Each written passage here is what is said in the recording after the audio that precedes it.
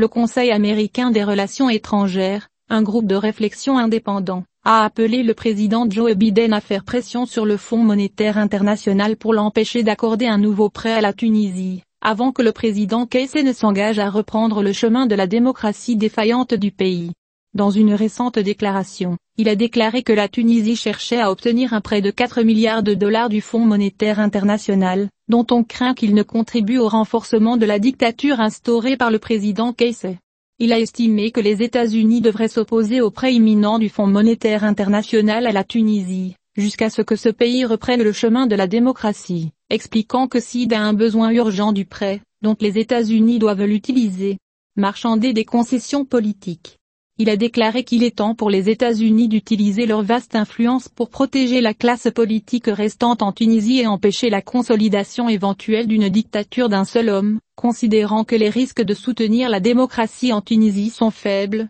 et là les récompenses, pour les Tunisiens et le soutien mondial américain à la démocratie, seront grandes. Barbara Aliff, sous-secrétaire d'État américain, Anthony Blinken, a souligné lors de sa rencontre avec le président Kaissé que le partenariat entre les États-Unis et la Tunisie dépend de l'engagement de cette dernière en faveur de la démocratie et des droits de l'homme. Le partenariat entre les États-Unis et la Tunisie prend sa forme la plus forte et la plus solide lorsqu'il existe un engagement partagé en faveur de la démocratie et des droits de l'homme, a-t-elle ajouté, dans un communiqué publié par l'ambassade des États-Unis en Tunisie. Elle a souligné l'importance de réaliser des réformes économiques,